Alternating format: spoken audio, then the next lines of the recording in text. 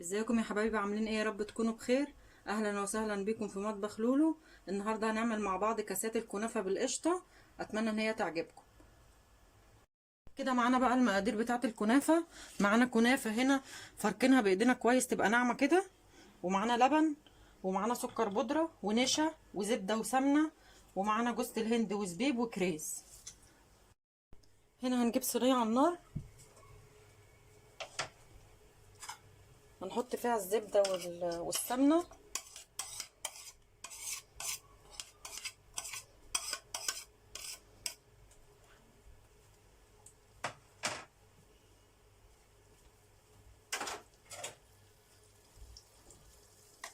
هتسيح معانا وبعدين نحط الكنافه نحمرها. دي كنافه ما بنعملهاش شربات، دي اللي بتبقى كاسات في الكافيهات كده، نوتيلا بفاكهه بمكسرات بحاجات، بتبقى في كاسات مش في صينيه.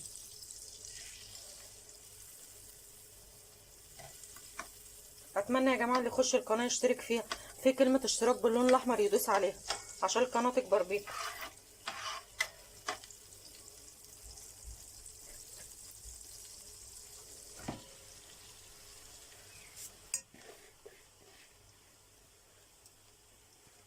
اهم حاجه بس تبقوا مهديين عليها عشان بتتلسع على طول، وايديكوا فيها في التقليب على طول.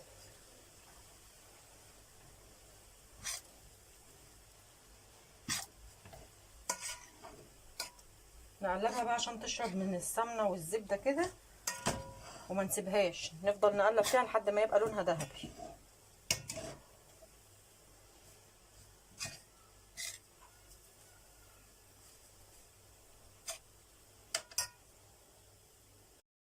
هنا بقى الكنافه بدات تاخد لون ازاي، شربت من السمنه والزبده الخليط كله وبدات تاخد لون معايا. هنقعد نقلب فيها كده تقليب مستمر لحد ما تبقى لون ذهبي، وبعدين هقول لكم تعملوا فيها ايه. اهم حاجه بس التقليب يبقى مستمر عشان ما تتلسعش. الكنافه هي بدات تاخد اللون الذهبي معايا، ما بقالش بس الا 3 دقايق او اقل كمان عشان بتصفر بسرعه. هغمق لونها شويه عن كده وبعدين اوريها لكم. وهنا بقى الكنافه خلصت معانا. هقول لكم هنعمل فيها ايه. هنجيب معلقتين سكر بودره، مش هنحط عليها شربات ولا كده، هنجيب معلقتين سكر بودره بس بعد ما تخلص وبعد ما تشيلها من على النار، ونرشها كده وبعدين نقلب الخليط كله.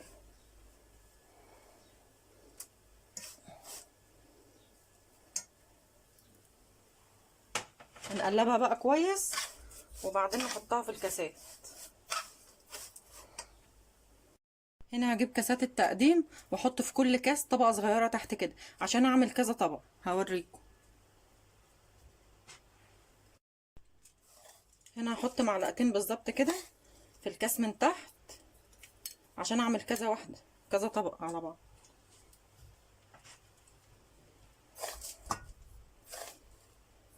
كاسات صغيره وكاسات كبيره عشان لو عندك اطفال صغيره اللي ياكل كاس يخلصوا كله.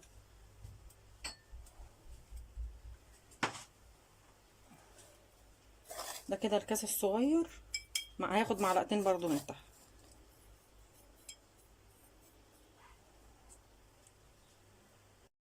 هنا حطينا اللبن على النار، هحط سكر بودره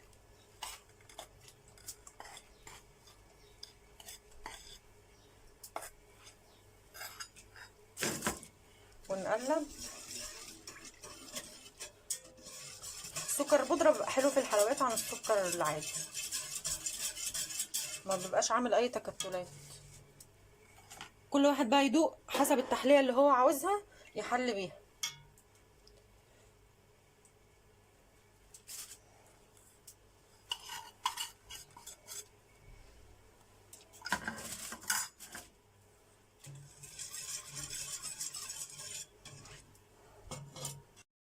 وهنا بقى دوبنا شويه نشا في شويه لبن وهنقلبه.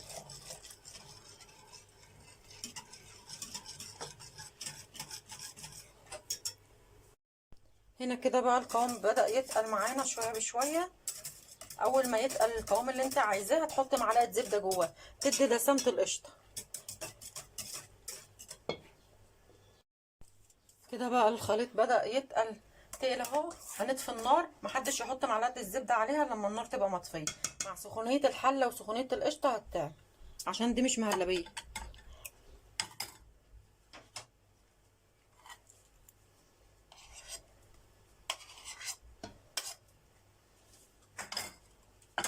ونقلب بقى بالمضرب شويه على سخونيه الحله، هي هتدوب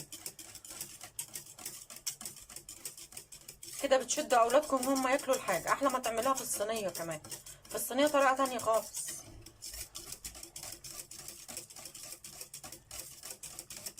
بس كده بصوا دايبت ازاي اهو. قوام بقى القشطه معايا.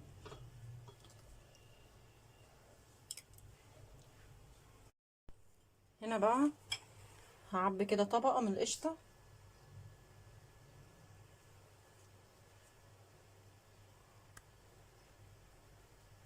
اعملي حسابك انك تحطي طبقه كنافه تاني.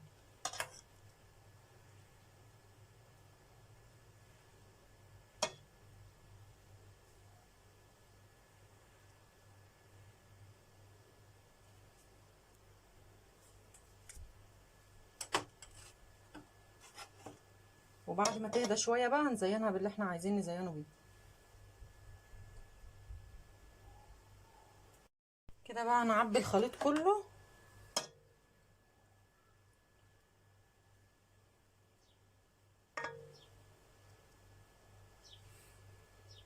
وتغيير في الصيف دوت وحاجه حلوه للولاد.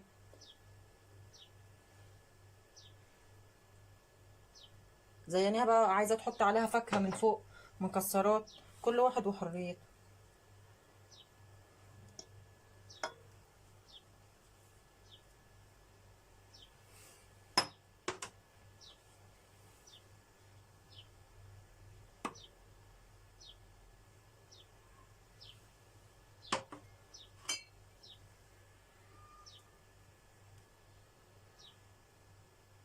اتمنى يا جماعه اللي يدخل القناه يشترك فيها ويفعل زر الجرس.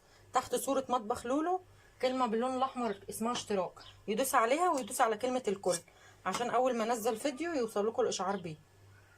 عشان المشاهدات عاليه قوي بس المشتركين عددهم قليل جدا.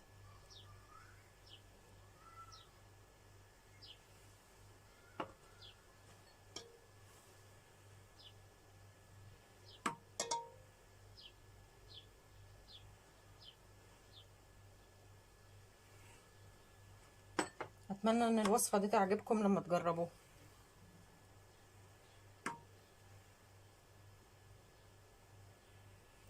هنحط بقى طبقه الكنافه التانية. هنا بقى نضيف طبقه الكنافه التانية.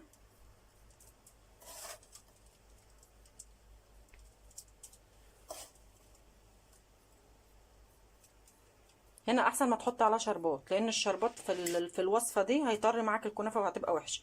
كده هتبقى مقرمشه بالسكر البودره مع القشطه هتبقى حلو.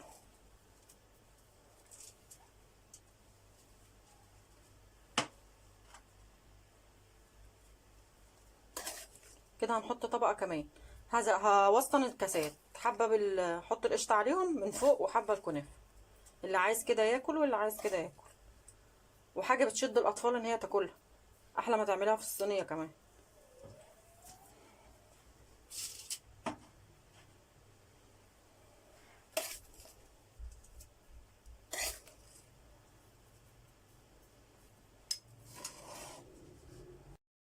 كده هنحط الطبقه الاخيره.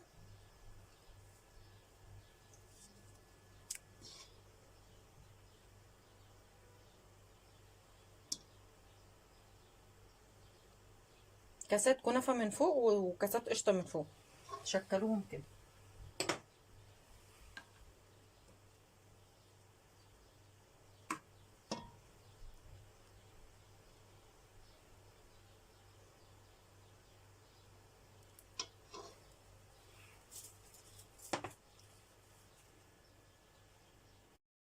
هنا بقى نزين التزيين اللي احنا عايزينه.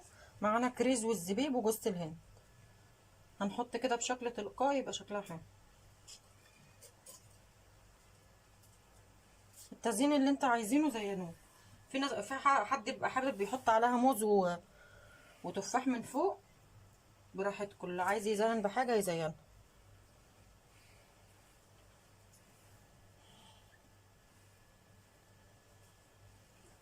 كده هحط الزبيب بالشكل ده.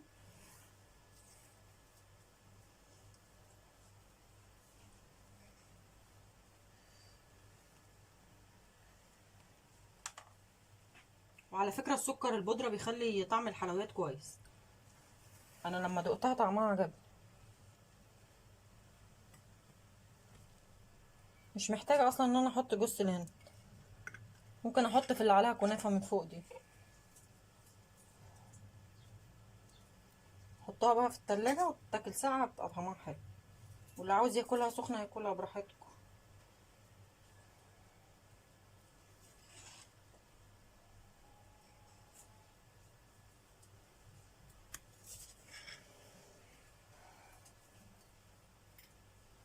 عايز يدق سوداني مثلا ونرشه مع الزبيب يعملها، بس انا شايفه ان شكلها كده كويس مش محتاجه جوز الهند.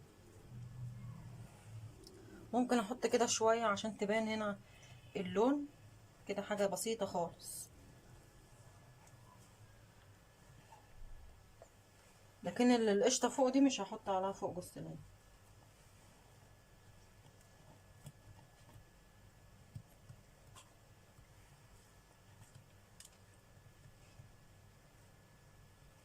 حاجه بسيطه هتفرحوا بها الولاد في البيت.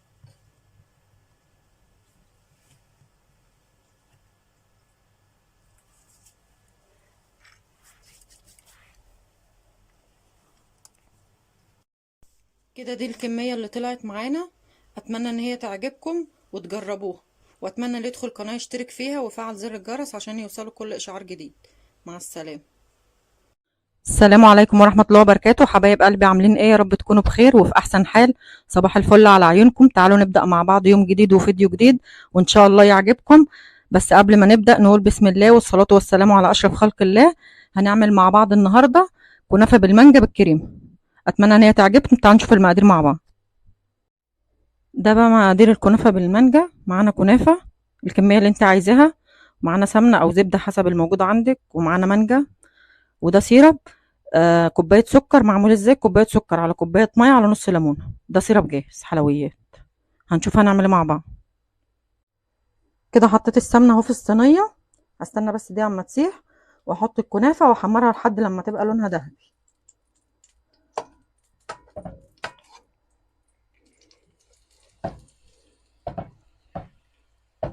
بتقلبيها بقى، بتاخدي بالك منها، ما بتسيبهاش خالص على البوتاجاز، ايدك فيها على طول كده لحد ما تتحمر، هتبقى لونها ذهبي وبعدين هشيلها. كده هي الكنافه بدات تاخد لون ذهبي معايا، ايدي فيها على طول كده مع التقليب المستمر لحد ما يبقى لونها ذهبي، وبعدين اسقيها بالسيرب واوريها لكم. كده الكنافه خلصت معايا اهو، هسقيها السيرب كده بالراحه بالشكل ده. هقطع بقى المانجا واعمل لها الكريمه وبعدين اوريكم الكاسات على بعضيها. هنا بقى قطعنا المانجا كده مكعبات وعملت الكريمه وحطيت الكنافه بعد ما خلصتها وسقيتها الشربات في الكاسات زي ما انتم شايفين. انا نزلت لكم الفيديو الكريمه لوحده عشان اللي عايزه لاي حلويات يلاقيه لوحده. هشوف بقى هنعمل ايه مع بعض. كده هحط الكريمه في الكاسات قبل ما احط المانجا، هسويها بالشكل ده كده، هي متماسكه وجميله. هنسويها كده بالشكل ده وبعدين احط المانجا عليها. هعمل كذا واحد قدامكم وبعدين اكملهم لوحده عشان الفيديو ميبقاش طويل عليكم. بالشكل ده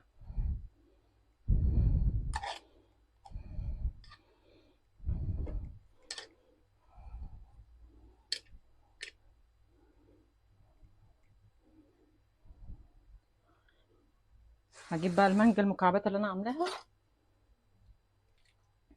بالشكل ده كده عليها،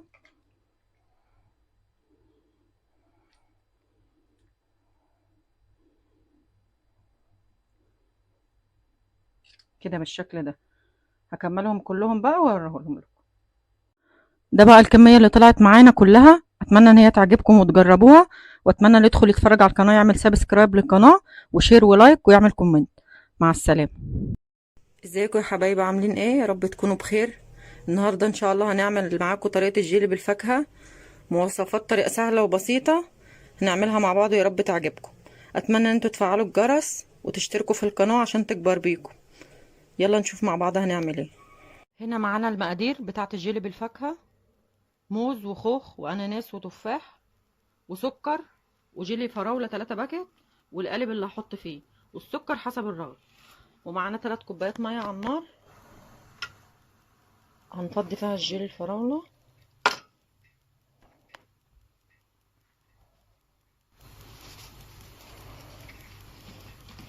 ونقلبه لحد ما يدوب، ونحط السكر فيه حسب الرغبة.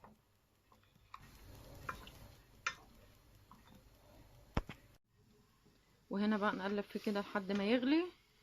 احنا حطينا 3 كوبايات ميه بارده، نحط واحده ميه ساقعه، يعني غلينا ال3 باكت جيلي في 3 كوبايات ميه، نضيف له كوبايه ميه ساقعه بس، بلاش 3 كوبايات عشان يتقل معانا بسرعه في الفك. كده غلى، احط له كوبايه ميه ساقعه نفس الكوبايه اللي انت حطيتي فيها في الاول، ونقلب شويه وبس، ونسيبه يهدى شويه. هرص الفاكهه في القالب وبعدين اصب عليها الجيلي. هنا بقى افضي السكر الكميه اللي انت عايزاها ونقلب.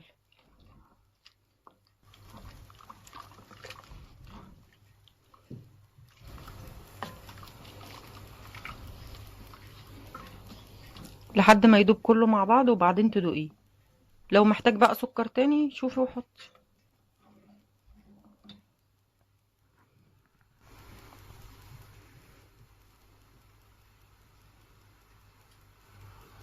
هنا هنرص بقى الاناناس في القالب كده عشان يدينا شكل حلو.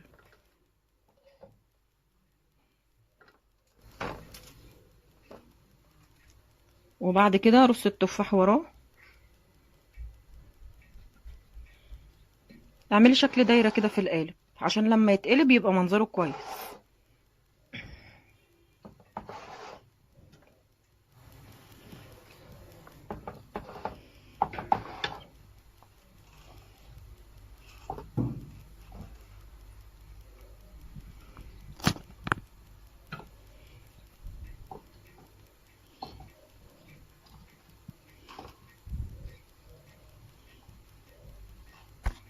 هنا بقى وقفت كده الموز عشان لما اقلبه يبقى شكله كويس.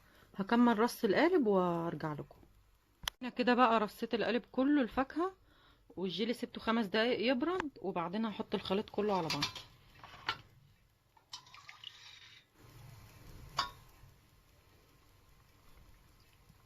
بتسيبوه بقى في التلاجة شويه، انا هشوف هيقعد قد ايه واقول لكم الوقت. بس صراحه بيبقى جميل قوي في الصيف ده.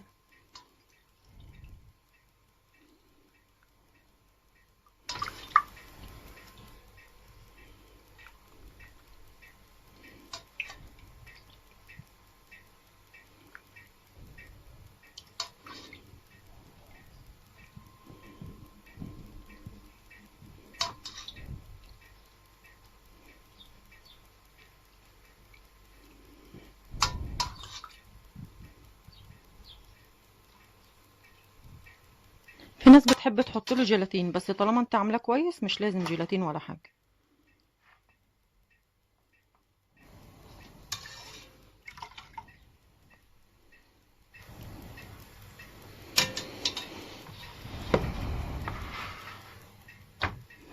كده القالب اهو خلص معايا، هشوف هياخد وقت قد ايه لحد ما يجمد واقول لكم. كده بقى انا فضيت كميه الجيل الباقيه في البولات الصغيره دي، اللي عايز بفاكهه ياكل واللي عايز من غير فاكهه ياكل. هحطهم بقى في التلاجة وارجع لكم لما يخلصوا. ما تنسوش تشتركوا في القناه يا جماعه. وهنا بقى خلصنا خالص وحطيناه في التلاجة 3 ساعات. انا صراحه حطيته في الفريزر عشان يمسك على طول عشان التصوير. اهو الشكل النهائي ليه.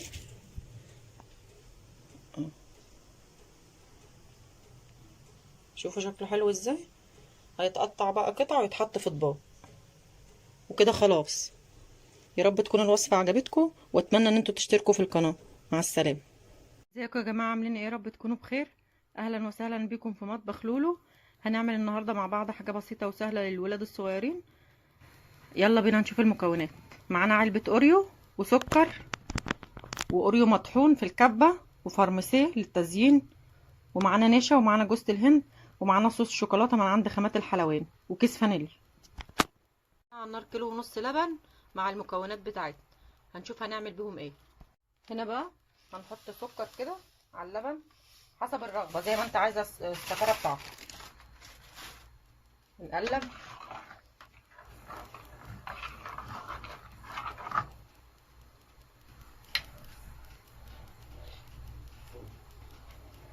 هجيب معلقتين نشا مدوباهم وهفضيهم بالراحه، وتبقي مهديه النار على اللبن.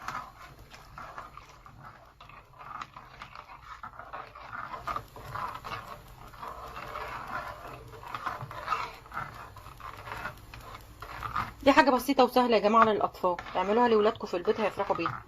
كل الاطفال بتحب بسكوت الاوريو، وحاجه تغيير يعني. احنا طالعين من رمضان والناس كانت بتعمل حلويات كل يوم.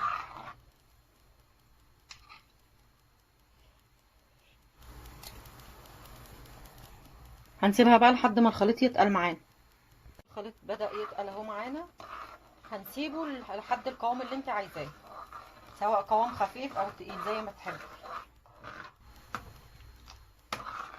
بس اهم حاجه بيبقى على نار هاديه.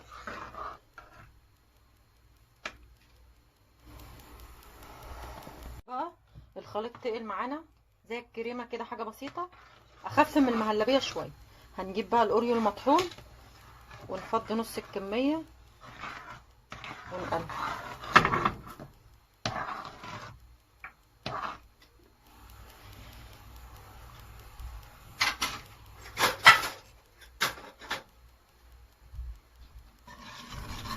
ونقلب الخليط كله كويس كده في بعض. اتمنى يا جماعه اللي يدخل القناه يشترك فيها ويفعل زر الجرس عشان يوصله كل اشعار جديد. بقى كده القوام خلص، اندمجوا كويس اهو مع بعض. هيهدى بس دقيقه وبعدين اشوف هعمل فيه ايه. بقى كده القوام خلص، اندمجوا كويس اهو مع بعض. هيهدى بس دقيقه وبعدين اشوف هعمل فيه ايه. جبت الكاسات الصغيره، هحط معلقه اوريو من اللي انا طحناها في كل كاس.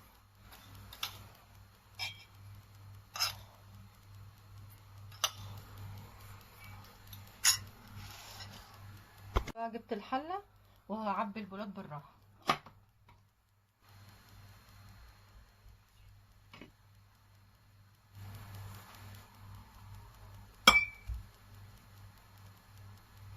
نعبيهم بس مش نملاهم قوي عشان لسه هنحط حاجه تانية.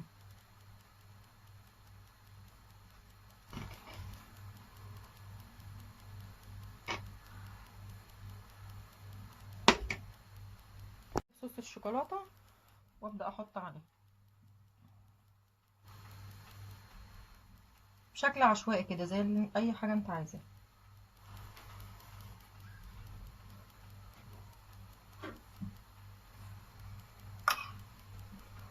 بقى حطيت صوص الشوكولاته على الوش، هحط جوز الهند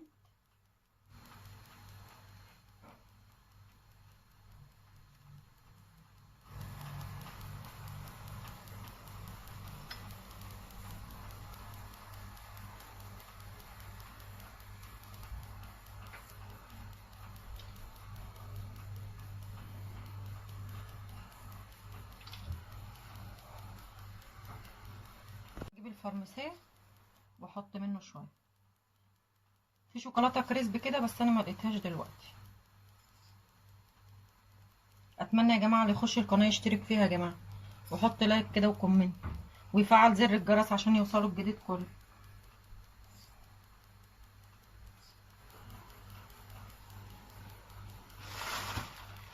كده بسكوت الاوريو اللي فاضل للتزيين يعني حاجه بسيطه.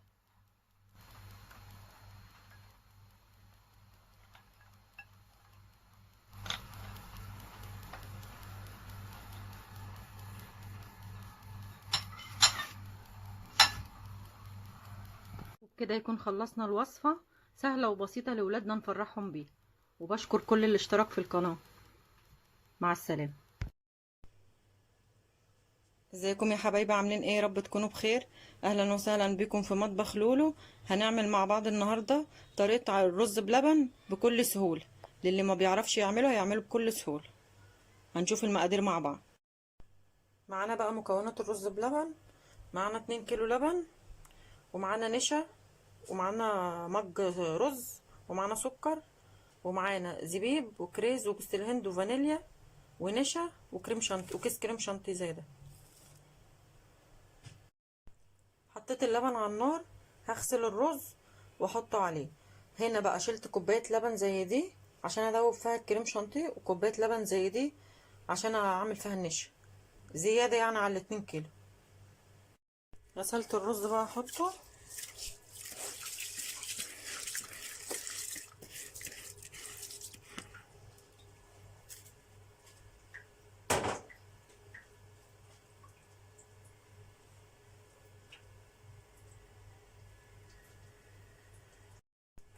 حطينا الرز كده في اللبن، هنسيبه بقى لما الرز ينزل النشا بتاعته كلها اللي هي فيه ويتقل كده، وبعدين ازود بقى الحاجات التانية. بس هحط السكر دلوقتي، كل واحد يحط حسب الرغبة اللي هو عاوزها، يعني حسب سكرة السكر اللي هو عاوزها. نقلبه بقى عشان يبقى الرز سواه واخد من طعم السكر.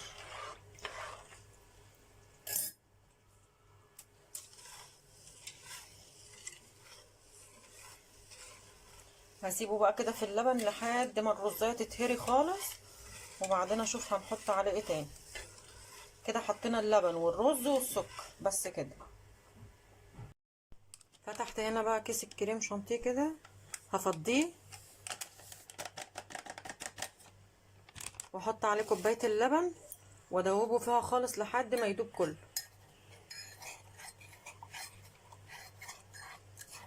مش نخلي فيه اي تكتلات خالص.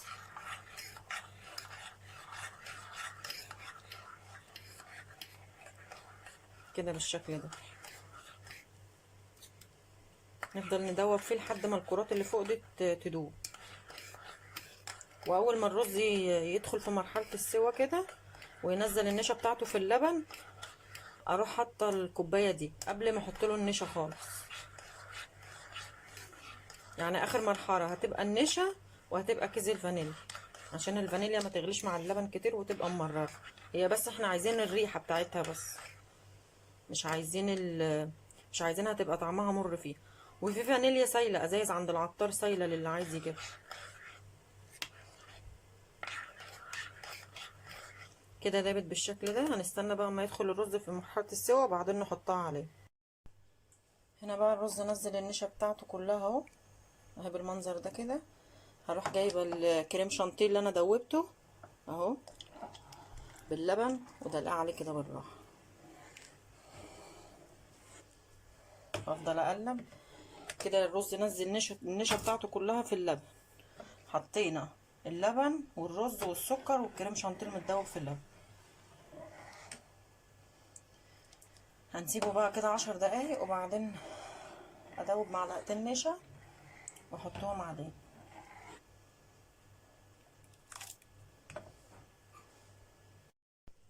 هنا اللبن دون هحط عليه معلقتين نشا، ادي واحد ادي اتنين، وهندوبهم بقى بالراحه كده. ولو احتاجنا معلقه كمان هنبقى ندوبها في شويه ميه، بس اكيد مش هنحتاج لان الرز اصلا سواه كويس. هي معلقتين يدوب عليه.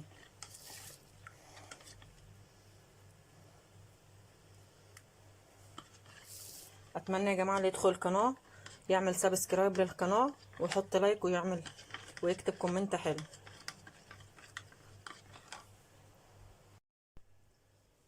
جبت بقى النشا هنا وهفضيها بالراحه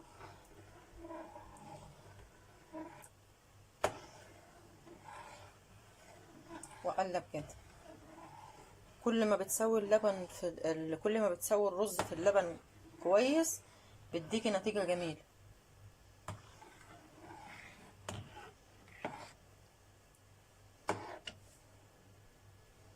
نحط الكميه الباقيه.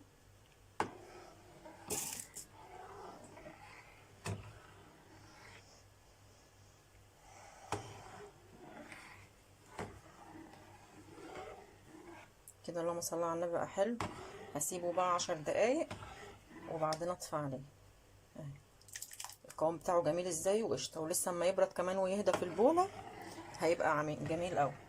وكيس الكريم شانتيه دون في منه عند الحلواني فرط، لو انت عايزاه مثلا تعملي بكميه تزيني تورت تعملي بيها حاجه.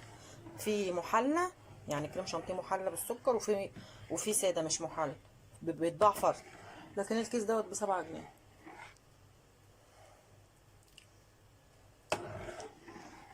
اتمنى يا جماعه ان الفيديوهات اللي فاتت تعجبكم، واللي يجرب وصفه وتعجبه يكتب لي في الكومنتات.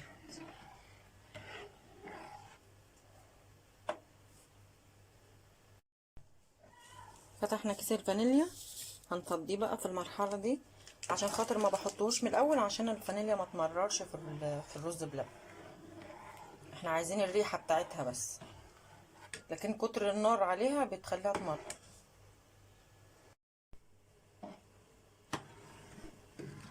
اهو الرز بقى كده في المرحله الاخيره اهي. القوام بتاعه جميل بسم الله ما شاء الله، يعني جميل. يا رب يعجبكم. كل واحد في الطبخ بيطبخ بطريقه. في حد بيحب يسلقه الاول في ميه وبعدين يزودوا اللبن، وحد بيسلقه ويطفي عليه لحد ما يشرب الميه وبعدين يزودوا اللبن. كل واحد بيطبخ بطريقته. اللي يجرب الطريقه بقى دي وتعجبه يكتب لي في الكومنتات.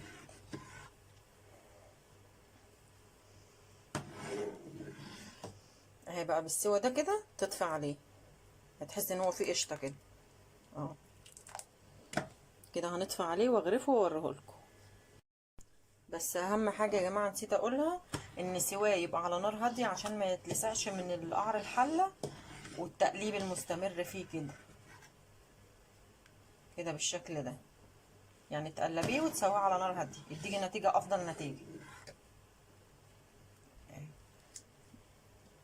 القوام بتاعه جميل ازاي. هغرفه بقى واوريه لكم. هنغرف بقى الرز بلبن.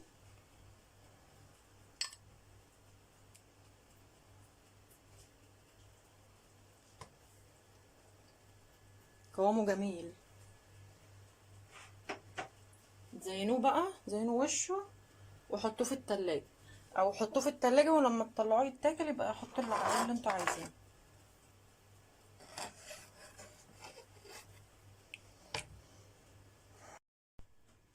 كده غرفت الرز طلع معانا الكمية دي كلها. يعني لو حسبنا اللبن بالكوبايتين اللي احنا حطينا فيهم الكريم شانتيه والنشا، يعني 3 كيلو، وحطيت كوباية مية. اتمنى انتوا تجربوه بالطريقة دي يا جماعة. هنزينه بقى مع بعض كده طريقة التزيين اللي انت عايزاها.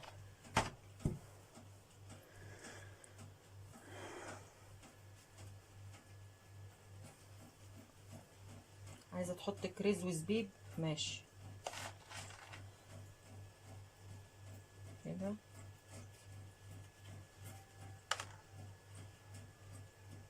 الشكل ده كده، دي طريقة.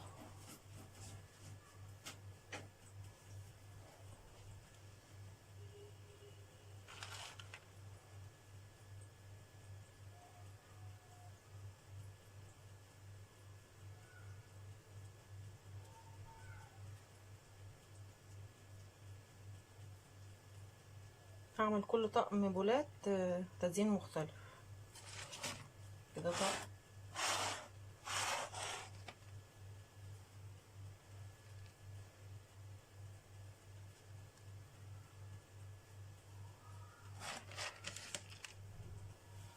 وحاجة حلوة وجميلة للولاد في البيت بدل قرف الدكاكين اللي بيجيبوه ده، ما بنجيبش غير الأمراض لولاد. يا رب.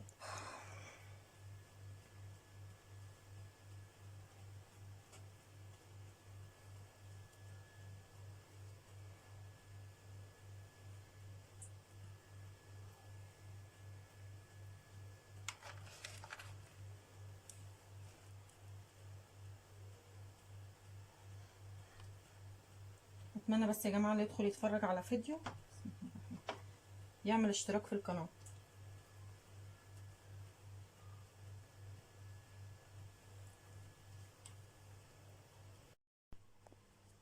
كده بقى خلصنا الرز بلبن اهو وزيناه. اتمنى ان هو يعجبكم، واللي يجربه يا جماعة يعرفني في الكومنتات، واتمنى بس اللي يدخل القناة يعمل اشتراك فيه عشان تكبر بيكم. مع السلامة. السلام عليكم ورحمة الله وبركاته. ازيكم يا حبايبي، عاملين ايه؟ يا رب تكونوا بخير. اهلا وسهلا بكم في مطبخ لولو. النهارده هنعمل مع بعض طواجن البطاطا بالبشاميل، حاجة سهلة وبسيطة كده وحلوة، اتمنى ان هي تعجبكم. يلا مع بعض نشوف المقادير. معايا كده بطاطا بالشكل ده، بس تكون كبيرة. هقشرها واغسلها واوريها لكم هنعمل فيها ايه. قطعت كده البطاطا، قشرتها وغسلتها وقطعتها كده دواير. هحطها في ميه كده واحط نص كوبايه سكر عليها واسيبها تتسلق. حطيت البطاطا كده في الحله، حطيت عليها ميه، حطيتها على النار. احط نص كوبايه سكر بالشكل ده عليها واسيبها تتسلق بقى. هنا دي بقى البطاطا بعد ما اتسلقت، هرستها بالشكل ده. ومعايا كيلو لبن و3 معالق نشا، كيسين فانيليا، وكيس سكر. هاخد السكر على حسب ما انا عايزه.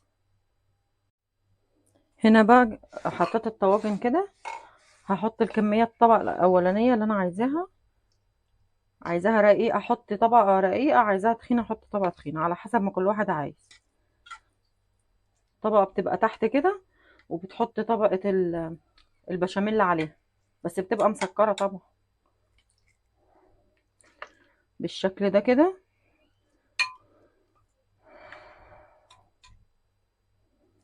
نحط في الطواجن كلها، لو عايزين تعملوها في صينيه ألمونيا بتعملوه، على حسب كل واحد عايز ايه. بس الطواجن الصغيره ده عشان الاطفال وكده، اللي بياكل حاجه بيكملها. هنا بقى حطيت الكميه في الطواجن الخمسه اهم، وهكمل باقي الكميه في صينيه صغيره. حطيت كده اللبن على النار، هدوب 4 معالق نشا في نص كوبايه لبن واحطها على الخليط، واحط السكر حسب الرغبه، وكيسين الفانيليا، واقلبهم بقى لحد ما القوام يبقى كويس. هنا بقى احط خليط النشا على الخليط اهو على اللبن، واقلبه على نار هاديه كده. الصوص بقى هو بتاع البشاميل بقى تخين معانا. حطينا السكر حسب رغبه كل واحد، في ناس بتحب سكرها خفيف وسكرها تقيل. اهو القوام بتاعها. وحطيت 5 معالق نشا في نص كوبايه لبن. هنصبها بقى في الطواجن وبعدين ندخلها الفرن. كده بقى بنصبها في الطواجن بالشكل ده، وبعد كده هدخلها الفرن. بتاخد وش بقى وتسيبها تبرد شويه. اللي بيحبها ساقعه بيحطها في التلاجة، بس بتتاكل كده وكده احسن. حلوه يعني، في الحالتين كويسه وهتعجبكم قوي.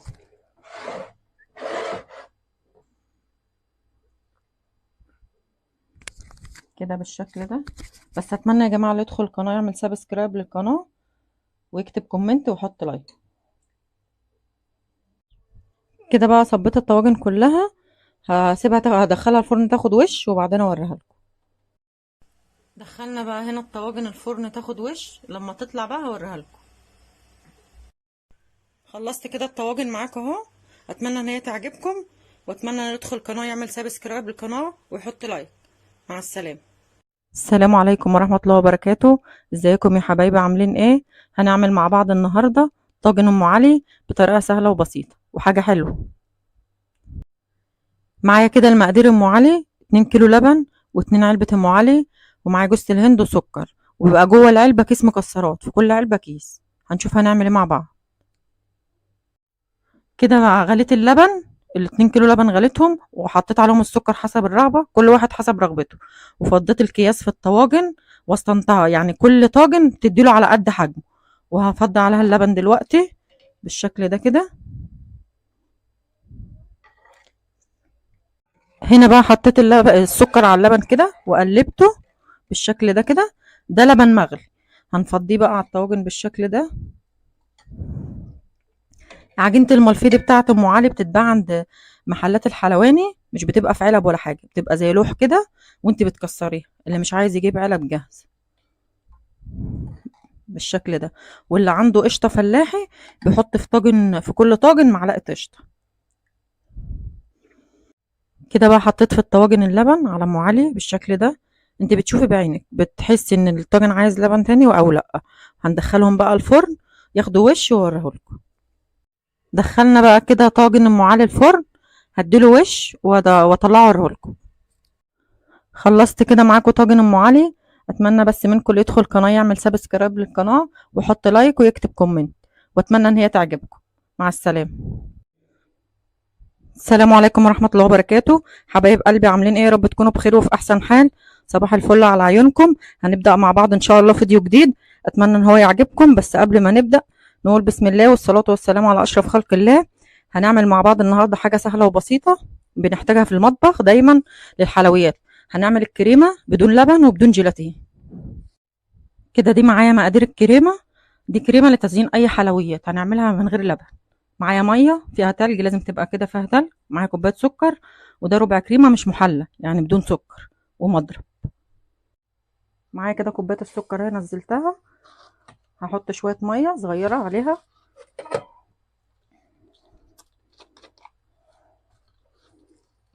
شويه صغيره حوالي نص كوبايه ميه كده متلجه، وادوبهم كده في بعض لحد ما يدوبوا تمام.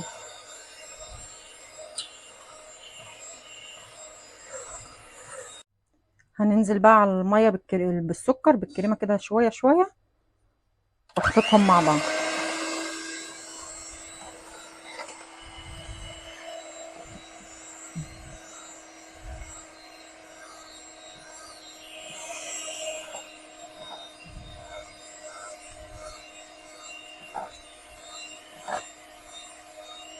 بالشكل ده.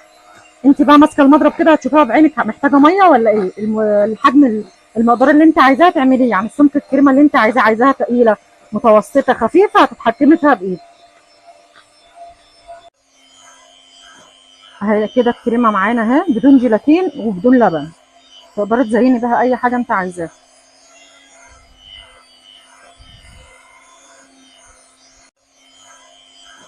اهي كده الكريمه معانا اهي بدون جيلاتين وبدون لبن، تقدري تزيني بها اي حاجه انت عايزاها.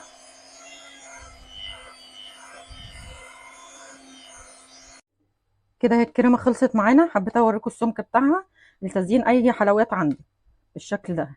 اهي ما حطيتش عليها لبن ولا جيلاتين. انا حبيت اعملها في فيديو مفصل لوحديها عشان اللي محتاجها لتزيين الحلويات عنده. اهي بالشكل ده كده. اهي ما حطيتش قدامكم ولا نقطه لبن عليها ولا جيلاتين ولا اي حاجه، ومتماسكه وجميله. ده تقدري تعملي بها اي حلويات عندك انت محتاجاها بالشكل ده. اتمنى الفيديو يعجبكم، واتمنى يدخل القناه يحط سبسكرايب للقناه ويحط لايك. السلام عليكم ورحمة الله وبركاته. حبايب قلبي عاملين ايه؟ يا رب تكونوا بخير وفي احسن حال. صباح الفل على عيونكم. تعالوا نبدأ مع بعض يوم جديد وفيديو جديد، وان شاء الله اتمنى ان هو يعجبكم. بس قبل ما نبدأ نقول بسم الله والصلاة والسلام على اشرف خلق الله. هنعمل مع بعض النهاردة طريقة البليلة بطريقة سهلة وبسيطة، واي حد يعرف يعملها بكل سهولة. تعالوا مع بعض نشوف هنعمل ايه. جبت بقى هنا القمح كده او الغلة، نقيتها كويس لان بيبقى فيها طين اسمر كده، وغسلتها كذا مره، وبعدين حطيت عليها ميه انقعها بقى. احنا كده بالليل، هسيبها بقى كده لحد الصبح قبل السليق، قبل ما احطها تتسلق. وهوريكم بيتضاعف حجمها لما بتتنقع في الميه. كده بقى اهي الغله بعد لما نقعتها من بالليل حجمها بيكبر ازاي والميه بتقل. هغسلها بقى مرتين كده، وبعدين احطها في حله كبيره، وبعدين احط الميه على النار لحد لما تتسلق. هنشوف هتضغطي بقى ساعة السلق، ساعة لما تحطيها على البوتاجاز هتضغطي كده بايدك على الحباية، تطلعيها بالمعلقة تضغطيها نصين، لو لقيتيها استوت تشيليها. بس اهم حاجة تبقى مستوية، وهوريكم هنعمل فيها ايه بعد كده. غسلت كده البليلة اهو بعد ما نقعتها وحطيتها في الحلة. هسيبها تستوي. انا ما بحسب لهاش وقت محدد، انا بقى بشوفها زي ما قلت لكم بالمعلقة كده، اطلع حباية واضغط عليها واشوفها. لما تلاقيها استوت صفوا المية السخنة اللي فيها وسيبيها تبرد، تحطيها في مصفى، حطيها في اي حاجه سيبها تبرد. هوريها لكم بقى لما تستوي. اتمنى بس اللي يدخل القناه يعمل سبسكرايب للقناه وشير ولايك ويكتب كومنت. كده اهي بدأت البليله تغلي معانا. ميتها نضيفه ازاي اهي بالشكل ده. لو عايزه ميه او لقيتي ميتها شويه بتضيفي لها ميه سخنه، ما تضيفيلهاش ميه ساقعه عشان ما تجلدش منك. انت بقى بتتابعيها، واول ما تستوي بتصفيها وتغسليها في مصفى. تكبي الميه السخنه اللي عليها دي وتغسليها في مصفى اهي بالشكل ده. انت بتتابعيها بالمعلقه، طلعها كده في المعلقه وتشوفي واحده منها، لو استوت يبقى اطفي عليها. كده البليله اهي استوت معانا. حطيتها في مصفى اهو، ليه رجلين من تحت وحطيت تحتي حاجه. غسلتها كويس بعد ما عملتها، كبيتها في المصفى وغسلتها على الحوض. حطيت عليها شويه ميه ساقعه وهسيبها بقى تبرد. بص اهي حبات البتاع اهي استوت. بتاخد الكميه اللي انت عايزاها بقى تعملها بلبن، وهسيب دي تبرد تماما وهقول لكم هعمل فيها ايه. بردت اهيت معانا بالشكل ده. هكيسها بقى في اكياس واخد الشويه اللي انا هحطهم في اللبن، يعني هحط اللي انا محتاجاه في الكيس كده واحطه في الفريزر، وبعدين اخد اللي انا هعمله في اللبن. هنا بقى كده هغلي اللبن. تحط الكميه اللي انت عايزاها تغليها، وبعدين هوريكم هعملها ازاي واقول لكم لما بتحفظوها في الفريزر بتعملوا ايه. كده هي البليله خلصت معانا. كيست الباقي في اكياس وعملت الكميه اللي احنا عايزينها. في كميه غير دي كمان عملتها بلبن. بس في حاجه بقى، تطلعها من الهواء من الكيس لما تيجي تكيسيها، ولما تطلعها من الفريزر متلجه تغلي شويه ميه ويا دوب 5 دقايق تحطيها فيها، وبعدين تصفي الميه منها وبعدين تحط لها اللبن. كده بتسخن معاكي. مش ما تحطيش البليله على ما تحطيش اللبن على البليله وهو متلج، والبليله متلجه. بتطلعيها وتعمليها في ميه سخنه. وهي خلصت معانا بقى. تحط كل واحد يحط السكر حسب الكميه اللي هو عاوزها. اتمنى ان الفيديو يعجبكم، واتمنى اللي يدخل القناه يعمل سبسكرايب للقناه وشير ولايك ويكتب كومنت.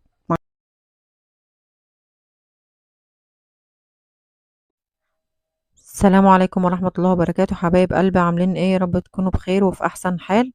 النهارده هنبدا مع بعض يوم جديد وفيديو جديد، اتمنى هو يعجبكم. بس قبل ما نبدا نقول بسم الله والصلاه والسلام على اشرف خلق الله. هنعمل النهارده مع بعض طريقه عمل الكيكه بطريقه سهله وبسيطه ومقادير كويس. هنبدا بقى في المقادير. معانا 4 بيضات، ومعانا كيسين فانيليا، كيس كيك شيف، وكيس عصير برتقال بودره، كوباية ونص سكر، ونص كوباية زيت، وكوباية لبن، وكوبايتين دقيق. بس أهم حاجة تبقى المقادير ايه بكوباية واحدة. يعني لو هتعايري بمج شاي يبقى مج واحد تعايري بكل حاجة. وأهم حاجة يبقى الحاجات بتاعتك الأدوات اللي هتستخدميها ناشفة، ما فيهاش مية. والمقادير ما فيش أي حاجة فيهم في التلاجة. دي اللي بينجح الكيكة معاكي. هنجيب 4 بيضات. هنجيب الدرق بتاع الخلاط ونحط فيه 4 بيضات،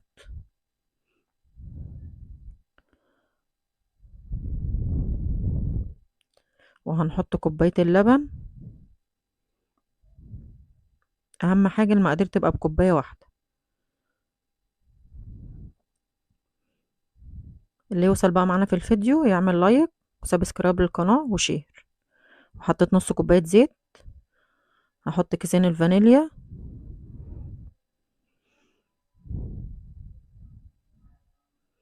اهم حاجة بس يا جماعة الادوات بتاعتك انت تستخدميها، درق الخلاط او الطبق اللي انت هتعملي فيه او اي حاجة تبقى ناشفة، مش لسه مغسولة وتعجني فيها. حطيت كده الفانيليا بالشكل ده،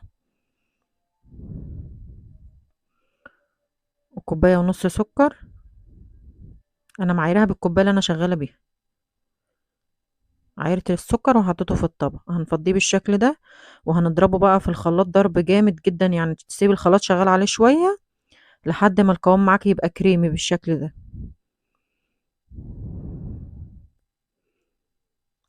ممكن تعمليه بالمضرب، بس انا الخلاط بيضربه معاك اسهل، يعني بيخلي القوام بيدوب السكر. واهم حاجه بقى سكر التومين ما حدش يعمل بيه، لانه بيخلي الكيكه وشها كده يلزق، بيبقى وشها لامع جدا وملزق من فوق. السكر الابيض بيفتح الكيكه معاكي. وهنحط معلقتين خل. ما تستغربوش، الخل بيخلي العجينه هشه وجميله، ما بيخليش العجينه معجنه معاكي كده، بيديها طراوه حاجه جميله. جربوها تدعوا لي والله.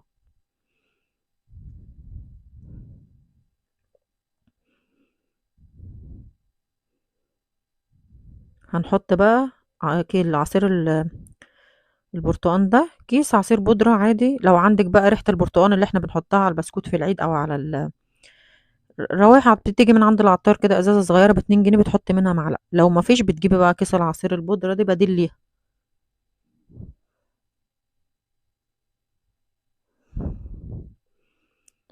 والحاجة اللي بتنجح الكيكة معاكي نخل الدقيق، يعني لو نخلتيه 3 4 مرات عادي.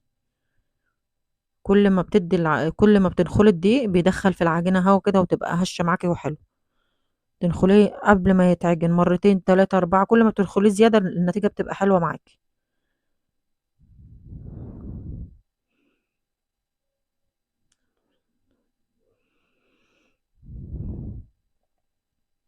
كده بالشكل ده هندخله مع بعض.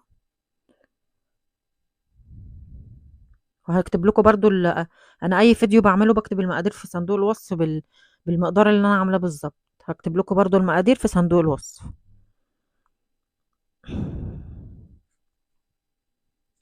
انا بشكر يا جماعه اي حد بيعلق لي كلمه كويسه في القناه، بس اتمنى بقى اللي دخل الفيديو يعمل سبسكرايب للقناه وشير ولايك عشان تكبر القناه بيكم.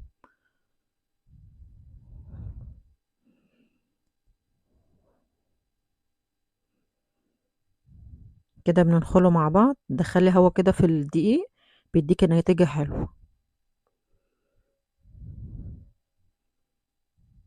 واللي بيبقى بيجيب حاجات من عند العطار يجيب ازازتين روايح كده بتنفعك في اي وقت. انت ممكن تعملي صينيه كيكه بالليل في اي وقت بتعملي الولاد ياكلوها مع الشاي. ازازه ريحه البرتقال دي جميله، بتخلي ريحه الكيكه جميله. في ناس بقى بتبقى مخزنه قشر البرتقال، اللي هو بتبشري قشر برتقال في علبه بلاستيك كده وتخزنها بتاخديه منها. بس لا، بتحسي ان هو في التلاجة ما بقاش حلو. ريحه البرتقال دي بتبقى جميله، بس صراحه ما لقيتهاش، سالت عليها لقيتها خلصانه. رحت جايبه كيس العصير دخلته معاك اهو تاني.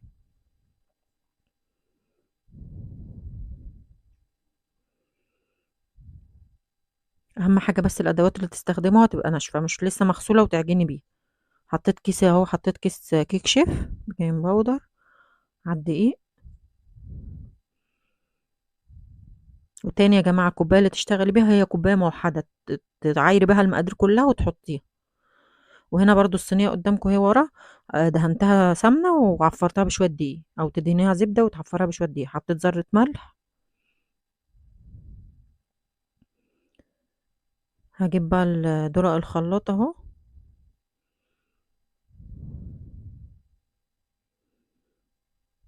اهو كده خليت الخلاط شغال عليه لحد ما العجينه، لحد ما المكونات كلها اندمجت مع بعضيها بقى سايل ازاي، والسكر داب فيها. كده احلى ما تضربيها بالمضرب، انا ما رضيتش اعملها بالمضرب الكهرباء. كده اقلب الخليط بالراحه وبعدين اعمله بالمضرب. بس اهم حاجه تلفوها في اتجاه واحد، يعني مش تدني ايدك رايحه جايه فيها عكس بعض، لا اهم حاجه تلفيها بطريقه موحده كده، تبقى في اتجاه واحد عشان العجينه تبقى حلوه معاكي.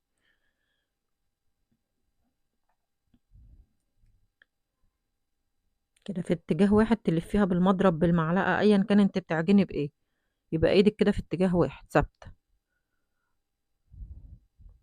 وهتطلع معاكي احلى كيك.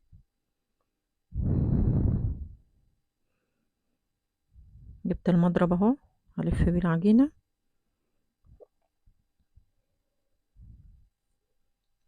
انا بشاور لكم بصبع عشان خاطر الاتجاه. بس جه وانا بدهن الصينيه بقى بالسمنه وعفرها بالدقيق التليفون لقيته فصل. هي ساعات الواحد بيبقى بيعمل اي حاجه ومش واخد باله وبيصور وتلاقي التليفون فصل فجاه. هفضي بقى على العجين الخليط ده كله، هوريهولكوا بالمعلقه السمك بتاعه وافضيه في الصينيه. اهم حاجه اما بتفضيه بتروحي دبه الصينيه كده على الرخامه على الحوض على ايا كان الصينيه على ايه، عشان تخرجي منها الهواء. وتدخليها بقى على درجه حراره 180. لو فرنك عادي بانبوبه اللي هو الفرن العادي، بتهدي النار عليها عشان ما تحرقش منك من تحت على طول. بتهدي النار وتسيبيها بقى يعني 20 دقيقه كده وتبصي عليها. ما تولعيش بقى الشوايه من فوق، لما تحسي ان هي الجوانب بتاعتها احمرت كده وخدت لون دهبي تروحي مولعه الشوايه مديها الوش. اهي زي ما انا بدبها كده تطلعي الهوا منها. اتمنى بس ان الفيديو يعجبكم يا جماعه، واللي يدخل القناه يعمل سبسكرايب للقناه وشير ولايك وكومنت. السلام عليكم ورحمه الله وبركاته، حبايب قلبي، عاملين ايه؟ يا رب تكونوا بخير وفي احسن حال. النهارده هنبدا مع بعض يوم جديد وفيديو جديد، اتمنى ان هو يعجبكم. بس قبل ما نبدا نقول بسم الله والصلاه والسلام على اشرف خلق الله. هنعمل مع بعض النهارده وصفه سهله وبسيطه للبطاطا. هعمل بطاطا بصوص الشوكولاته وصوص الفراوله. اتمنى ان انتوا تجربوها وتعجبكم. بس اللي دخل الفيديو يا جماعه اتمنى ان هو يعمل سبسكرايب للقناه ويحط لايك للفيديو. دي كده بقى مقادير البطاطا. الاول هسلقها بالسكر وبعدين اوريكم الصوصات اللي انا هحطها عليه. دي كده معايا بطاطا اهي، مقشراها وغسلاها ومقطعاها كده بالشكل ده دواير، يعني وسط مش رفيعة اوي. ومعايا كوباية سكر. حطيت كده البطاطا على النار اهي في مية عشان اسلقها. هحط عليها كوباية السكر بالشكل ده، وهسيبها تتسلق لحد ما تبقى ايه، توصل. هسيبها بقى على النار كده بعد ما حطيت عليها السكر لحد ما تستوي وتبقى طريه. هصفي منها الميه وبعدين اوريها لكم. كده اهي البطاطا خلصت معانا بالشكل ده. بعد ما اتسلقت في الميه اللي بسكر صفيت الميه وهرستها بالشكل ده. تعالوا نشوف بقى مع بعض هنعمل ايه ونزينها ازاي. بس اتمنى اللي وصل في الفيديو لحد هنا يعمل سبسكرايب للقناه وشير ولايك. دي بقى كده الصوصات اللي انا هزين بيها. معايا صوص فراولة، ومعايا صوص شوكولاتة، ومعايا شوكولاتة شيبس صغيرة هي للتزيين، وجوز الهند وزبيب، وهي البطاطا. هحط كده البطاطا في الكاسات بالشكل ده.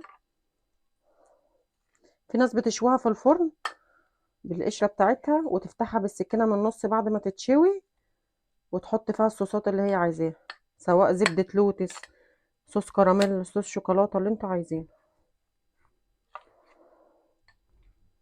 بس الطريقة دي حلوة برضه.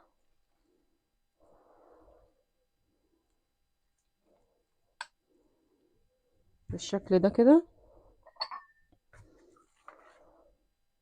والمشوية في الفرن بتبقى احسن، بس دي احسن في حاجة ان هي بتبقى من غير قشر. يعني انت هتاكلي الكاس كله كده يبقى طعمه حلو. وده موسم البطاطا كتير، بتبقى كتير في الشتاء.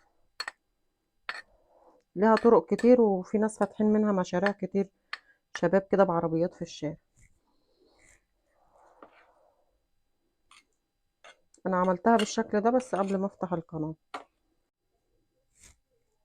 انا عملتها في القناة قبل كده بس بصوص البشاميل. هحط لكم لينك الفيديو في اول تعليق مثبت، والمقادير هحطها لكم في صندوق الوصف. صندوق الوصف ده سهم صغير كده جنب عنوان الفيديو، اللي مش يعرفه بتدوسي عليه بيجيب لك المقادير.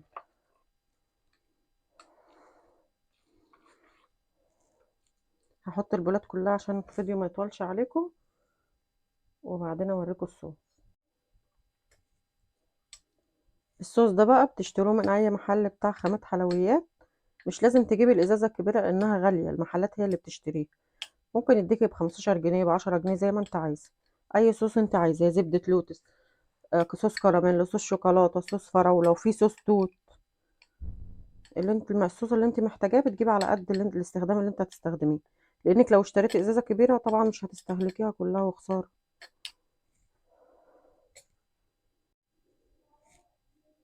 هجيب كده البوله بعد ما حطيت فيها البطاطا، هسويها بالمعلقه كده بالشكل ده، انزلها لتحت شويه واسويها بالمعلقه عشان لما نيجي نحط الصوص يبقى شكله حلو. كده تضغطي عليها بالمعلقه كده بالشكل ده. اتمنى يا جماعه بس تشجعوا القناه، وفي كلمه مشاركه تحت الفيديو تبعتوا لاصحابكم. تضغطي عليها كده بالمعلقه كده. هجيب الصوص بقى بالشكل ده. اول حاجه صوص الشوكولاته. عايزه تعملي نص ونص انت وراحتك، عايزه تعملي خطوط كده زي الزجزاج كده عليها، كل واحد يزين بالطريقه اللي هو عايزها.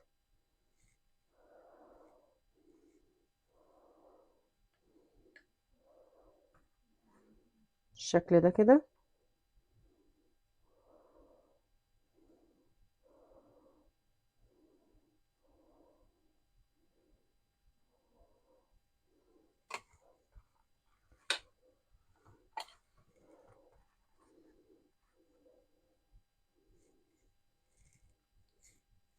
انا هعمل نص ونص، اللي ياخد بولة يبقى فيها الطعمين، يعني الصوص ده والصوص ده.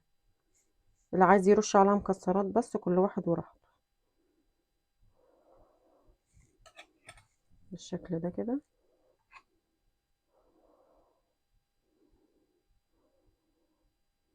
وتغيير، مش لازم نشوي البطاطا يعني من غير اي حاجة. كل واحد بيغير في الطبخ زي ما هو عايز. بالشكل ده كده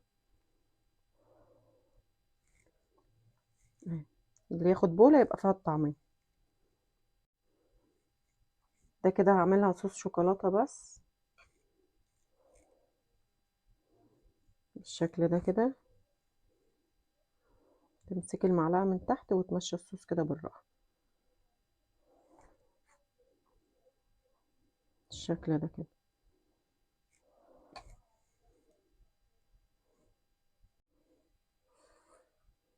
هعمل دي كده صوص فراولة بس.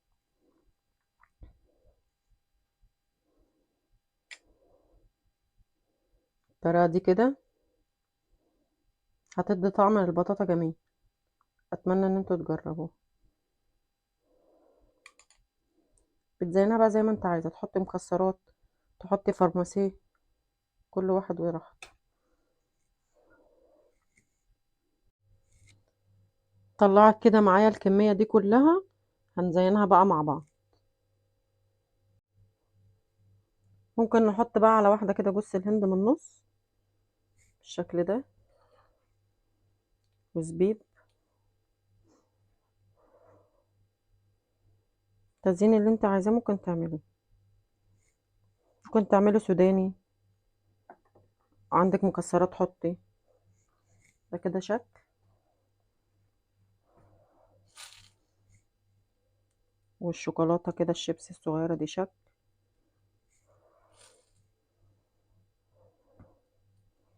وبرضو نحط معاها الزبيب كده بالشكل ده. هنا بقى نكسر اللون الأسمر بالأبيض كده. أي تزيين انت عايزاه تعمليه اعمليه. كنت عايزة اجيب شوكولاتة شيبسي بيضة بس ما لقيتش عشان تكسر اللون الأسمر ده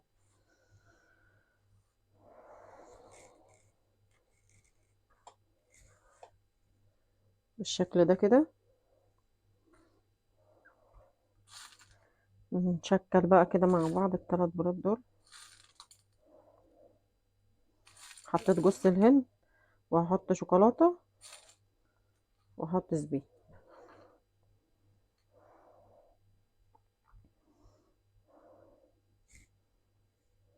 بالشكل ده كده. هكملهم بقى واوريهم لكم في الاخر. ده كده الشكل الاخير معانا بعد ما خلصت تزيينهم. اتمنى ان الوصفة تعجبكم، والمقادير هتلاقوها في صندوق الوصف، السهم الصغير اللي تحت الفيديو. اتمنى انتوا تجربوها، واتمنى اللي يدخل القناة يعمل سبسكرايب للقناة وشير ولايك وكومنت. مع السلامة. السلام عليكم ورحمة الله وبركاته، حبايب قلبي، عاملين ايه؟ يا رب تكونوا بخير وفي احسن حال. صباح الفل على عيونكم. هنبدأ مع بعض النهاردة يوم جديد وفيديو جديد. بس قبل ما نبدأ نقول بسم الله والصلاة والسلام على أشرف خلق الله. هنعمل مع بعض النهاردة طريقة سهلة وبسيطة لمهلبية الشوكولاتة. يلا مع بعض نشوف المقادير ونشوف هنعمل ايه. معايا كده مقادير المهلبية الشوكولاتة.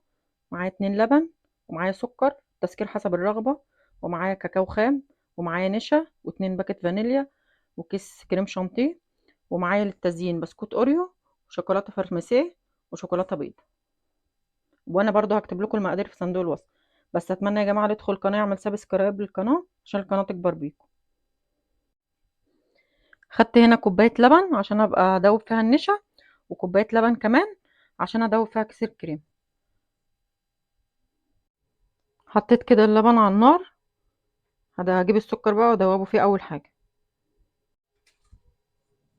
هحط بقى السكر كده حسب رغبه كل واحد.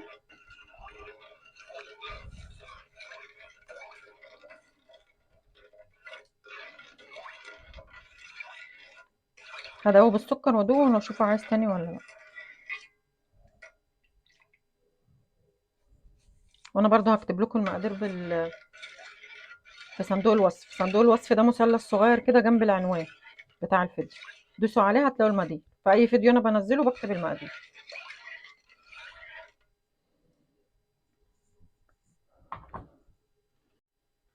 هنا فتحت كيس الكريم اهو، هحطه في اللبن. هو بيعزز من طعم المهلبيه وما بيضيفش لها حاجه، بس بيخلي طعمها حلو، سواء مهلبيه بالفانيليا او بالشوكولاته. هدوبه جامد كده وبعدين احطه على اللبن اللي على البوتاجاز. الكاكاو بقى مش بالمقدار المحدد، انت بتحطي الكاكاو كده لحد ما اللون اللي انت عايزاه، سواء عايزه لونها فاتح او غامق حسب رغبه كل واحد. هشوف انا حطيت كام معلقه برضو على 2 كيلو، اكتب لكم المقادير بالظبط. الفانيليا بقى عشان ما تمررش بنحطها اخر حاجه خالص قبل ما نغرف المهلبيه. واللي عايز بقى يزينها باي حاجه هو عايزها، كل واحد حسب رغبته. ممكن ممكن مكسرات، ممكن سوداني تفرميه كده وتزيني بيه، حاجه تكسر اللون بس.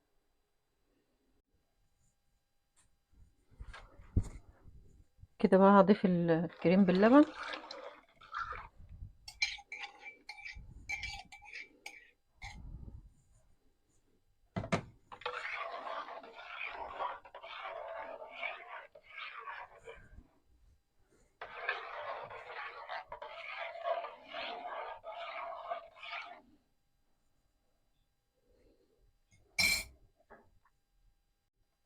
كده هنا جبت الكاكاو اهو، هضيف بقى شويه بشويه زي ما انا عايزه اللون اللي حابه اوصله، سواء غامق او فاتح.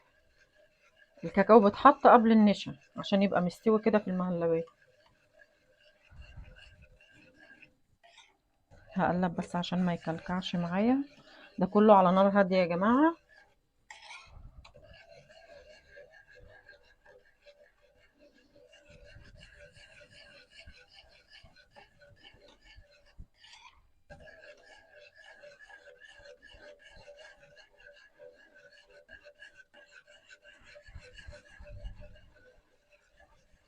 كده نفضل نقلب فيها على نار هاديه.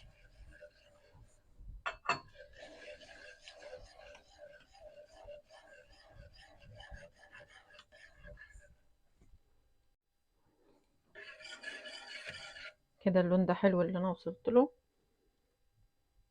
اللي عايز بقى يجيب شوكولاته مبشوره، شوكولاته خام، ويبشرها ويحطها في وسط المهلبيه، يجيب كل واحد وراحته. هنا بقى النشا معايا، هحط كده 4 معالق، 3، 4. حطيت 4 معالق نشا وهدوبهم في كوبايه اللبن.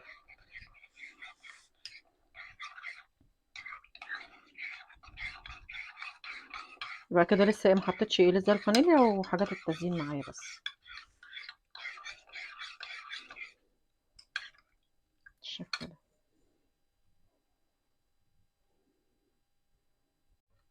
كده النشا اهي معايا.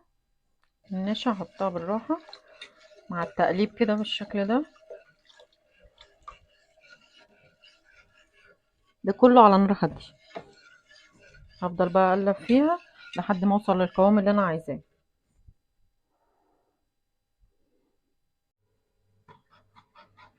كده بقى فضلت اقلب فيها اهو، هي بدأت تغلي معايا. بس اهم حاجه يا جماعه اللي يعملها تدوقيها وانت بتعمليها عشان خاطر الكاكاو ما يبقاش ممرر فيها. تظبطي السكر بتاعها، تبقى على نار هاديه مع التقليب كده بالشكل ده. كده خدت اللون اللي احنا عايزينه. تفضلي تقلبي فيها بالمضرب كده عشان ما تكلكعش منك وما تلسعش من تحت، تبقى على نار هاديه.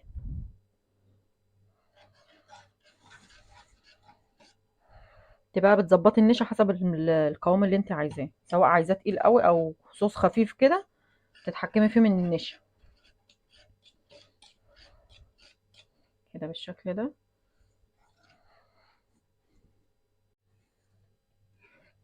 ده كده بقى القوام اللي انا عايزاه، وسط، مش تقيل ولا خفيف، بالشكل ده كده. شايفين القوام بتاعه؟ هطفيت بقى على النار، هغرفها واوريها لكم. اهو القوام بتاعها. انت بتتحكمي في القوام من النشا، سواء عايزاها تقيله او خفيفه، النشا هي اللي بتتحكم. بقت القوام بتاعها حلو ازاي.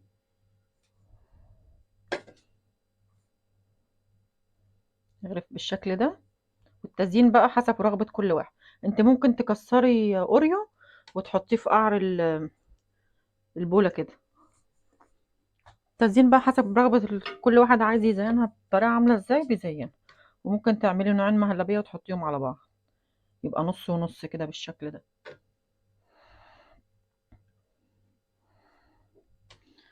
اهي بالشكل ده. هعملهم كلهم واوريهولكم. غرفت المهلبيه اهو معاكم. طلعت معايا الكميه دي.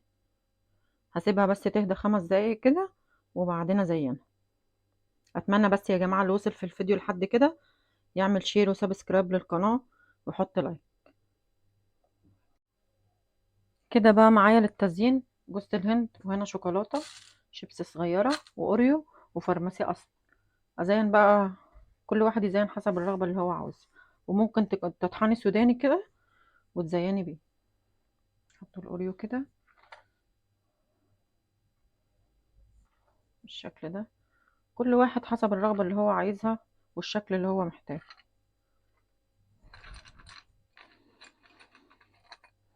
وممكن برضو تكسري اوريو وتحطيه تحت في البولة، وتحطي عليه المهلبية. هي بس حاجة تكسر اللون بالشكل ده.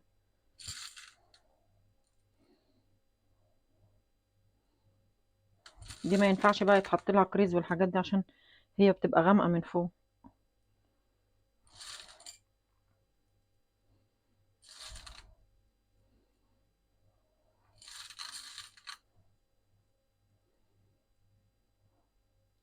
هكتب لكم برضو المقادير بالظبط في صندوق الوصف. اتمنى بس ان انتوا تعملوها، هتعجبكم قوي. بس وانتوا بتعملوها دوقوها عشان خاطر الكاكاو الخام بيبقى ممرر شويه. انا زينت دول بالشكل ده، هزين التاني بقى، الطوبات التانية بحاجه تانية.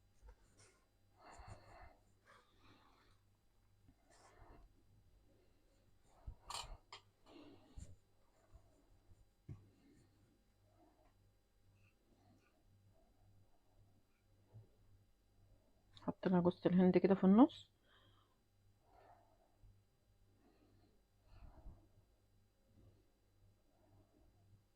بالشكل ده.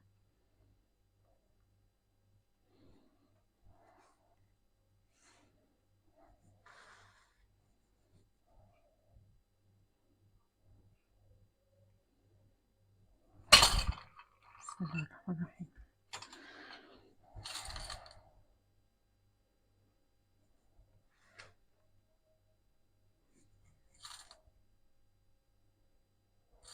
اي شكل بقى انتوا محتاجين اعملوه، كل واحد يفنن في الطباق بالطريقه اللي هو عايزها.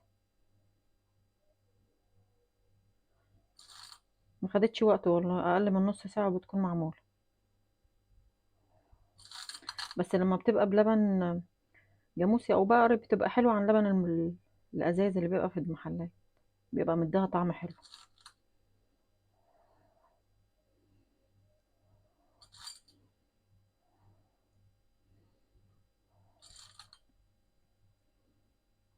انا حسيت ان الفرماسي الاسمر مش هيدي شكل، عشان اسود كده مش هيكون باين قوي. ده بقى الحله من تحت ما يبقاش حرام.